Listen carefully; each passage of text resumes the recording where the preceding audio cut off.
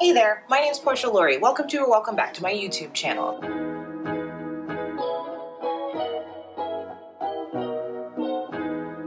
Today I'm doing something a little bit different for you. Today I'm going to be talking to you about lyric meanings. So what's the meaning behind the song? Sometimes songs that we hear on the radio can sound super fun and poppy and they make you want to get up and dance, but what you don't realize is that there's a lot of hidden meanings and symbolism behind the music, and sometimes the songs just aren't what they seem.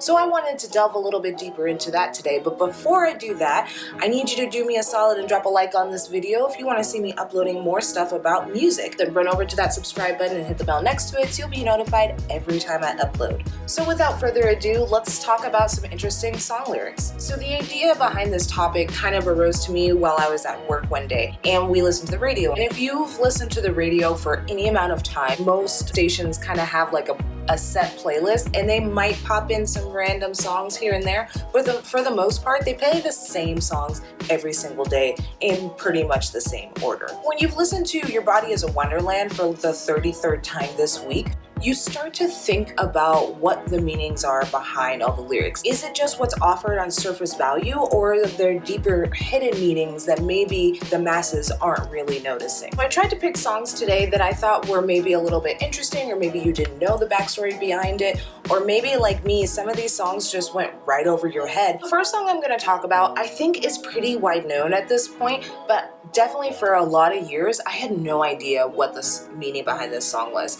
and that song is Semi-Charmed Life by Third Eye Blind. Stephen Jenkins, who's the lead singer of Third Eye Blind, wrote this song back in the early 90s after him and some of his bandmates fell into a hole of using drugs.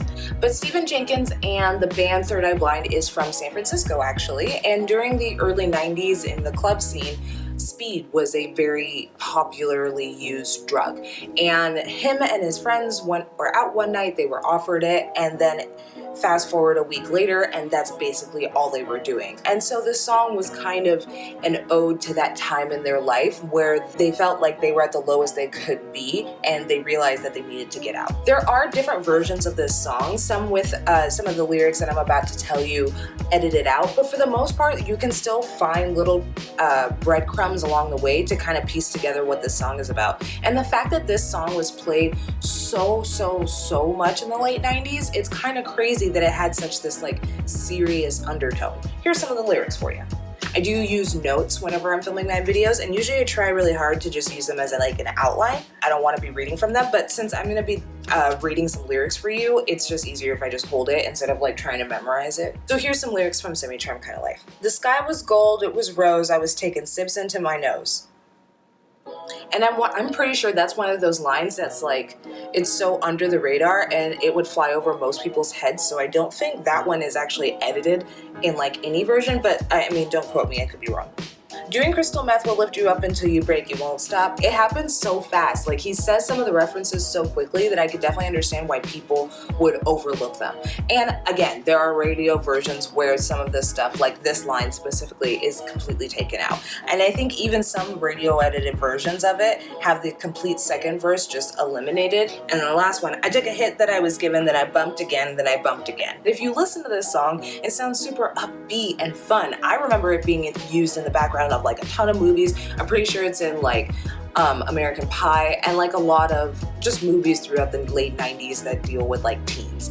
And it's so funny because it's like this song is straight up talking about music, and the fact that it was like this big, huge, popular song is pretty crazy. On to the next. The next song I'm going to talk about is called Love Song by Sara Bareilles. So if you're unfamiliar with who she is, Sara Bareilles is a solo artist, and she was relatively popular in the early 2000s. She came up around the same time as like Katy Perry, so that kind of era of pop music. Sara Bareilles had gotten her first record deal and she was working on her first album. As she was working on this album, the record company had asked for a song that could be the lead single off of that album. It was basically asking her to create like a catchy pop tune, something that will stick in people's ears, something that will make them remember who she is, which is of course what you want as a new and upcoming artist, is how you shine above the rest, or at least be part of what's popular at this time. And Sara was really struggling with trying to figure out what kind of song that she should write. Every time she would take something to the record company, they kept turning her down, but they weren't able to really express exactly what they were looking for. And after a night of a lot of frustration and endless amounts of starting and restarting songs, she wrote this song called Love Song, which is actually an anti-love song that became a very popular love song. Here's a couple examples of some of the lyrics from the song. I'm not gonna write you a love song because you asked for it, because you need one. Her company was basically telling her, make us a catchy love song, and she was like, I don't just make songs on command. That's not how real art is made. And she kind of unintentionally made a love song with this anti-love song thought process. Blank stares at blank pages, so kind of talking about her writing process and the struggle to come up with new or inventive or interesting lyrics. I learned the hard way that they all say things you want to hear, which is, again, another piece where she's talking to the record company directly, saying, you're telling me I'm great, but you're turning down all these songs. You're not really telling me what it is that you want. And I like this song so much because it can be interpreted in many different ways. The first time I heard it, I definitely didn't know this backstory behind it, so I thought it was like an anti-love song. I thought it could have been about a girl post-breakup and like cool with being single, and it can be interpreted as that. All the lyrics kind of have a double meaning, so you can make your own personal connection to the song. And I think that's what makes good records, is when it can be interpreted many different ways by different people and be enjoyable by everyone. And just a sidebar, because I feel like Sara Bareilles does not get the credit that she deserves, but she's a really phenomenal singer-songwriter. If you've never checked out her stuff, suggest that you check out this song, but also check out a song called Gravity. I think it's one of my all-time favorite songs, like ever in evers of ever. Next, I really hate that I'm wearing this shirt and I'm talking about this next topic, but here we are.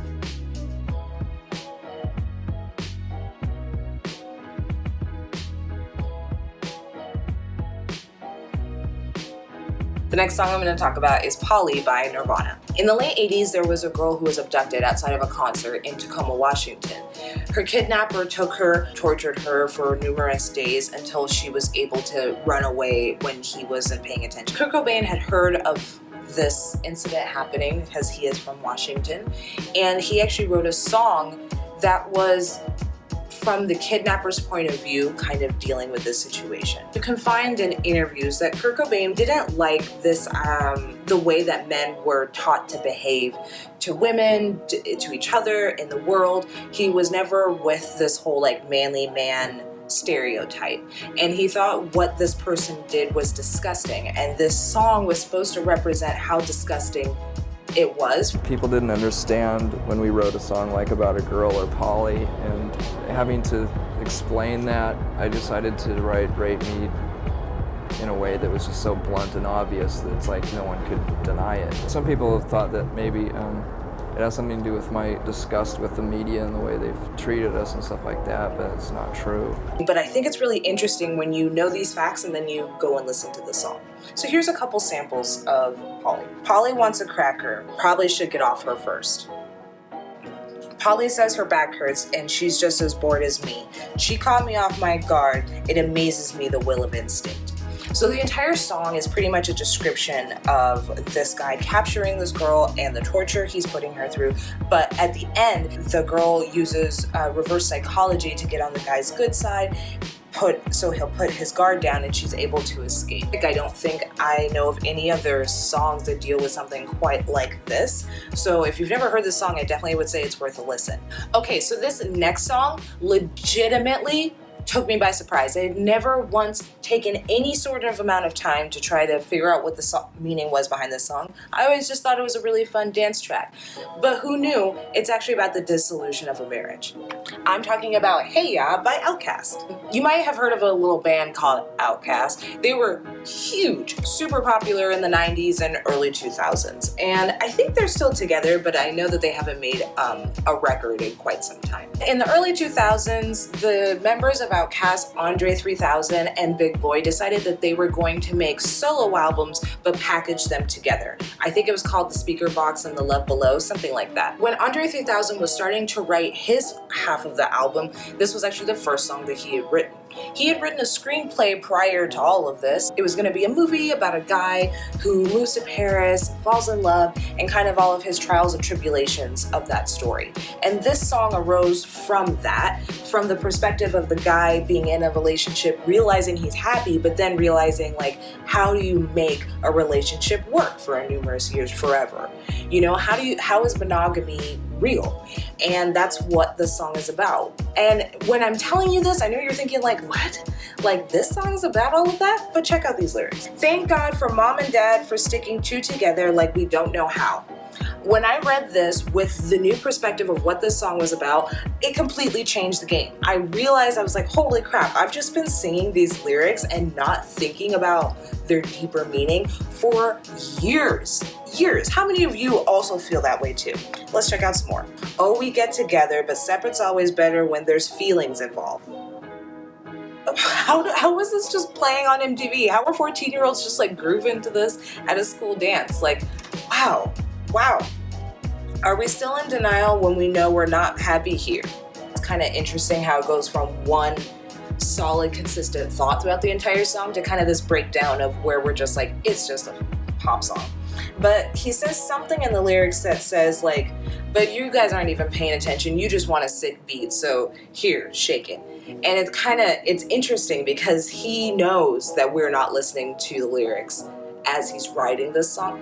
Whatever. It's just very interesting. Go back and listen to this song and tell me what you think now that you know all of this backstory behind it. And then my last song is I Can't Feel My Face When I'm With You by The Weeknd. So as much research as I did into all these other songs, when I came to this song, I really couldn't find anything to tell me the exact meaning behind this song. So this song is actually my personal thoughts on what the real meaning is behind it. I'm not like a huge The Weeknd fan. I'm not gonna sit here and pretend like I've been following his career for a super long time. But when he really popped off, like during the 50 Shades of Grey Earned It era, I really listened to that album. And a distinction I made about that album is that there are a lot of drug references, but it's under the guise of other things, whether that be a girl, a relationship, a situation, but they all kind of have similarities to being on drugs and the effects of being on drugs. I guess I would have to say this is all allegedly. I don't know anything about The Weeknd's life, but I would say this song in particular is definitely more about drugs than it is about a woman or a relationship. Let me give you some of my examples. And I know she'll be the death of me, at least we'll both be numb, which is a common side effect of using cocaine. We both know we can't go without it, which clearly could be two different things. It could be any type of drug, or it could also be a toxic relationship. You know, we know we're bad for each other, but we also don't know how to stay away from each other. So that is a double entendre as well. I can't feel my face with you. Now that, again, could be because of a relationship, because you're so happy, because you're just in like la la land, you know, you're in the honeymoon phase, or it can mean you legitimately can't feel your face because you're doing so many drugs, or you're on your high, your trip, or whatever. So you guys tell me in the comments down below, what do you think The Weeknd means by this song? Do you think he's talking about a relationship or a toxic relationship, or do you really think he's actually talking about his personal struggles with drugs? Right, so this is a kind of a short video for you. I hope it was entertaining and you enjoyed watching this. Tell me what you think of these meanings behind these songs. What other songs should I talk about? As always, if you enjoyed this video, I need you to do me a solid and drop a like on it. You can subscribe to my channel and hit that bell next to it and be notified every time I upload. I keep forgetting to mention this, but I have other social medias. All the links will be in the description below. I had a lot of fun talking music with you guys today. I hope we do it again real soon, and I'll catch you later. Bye.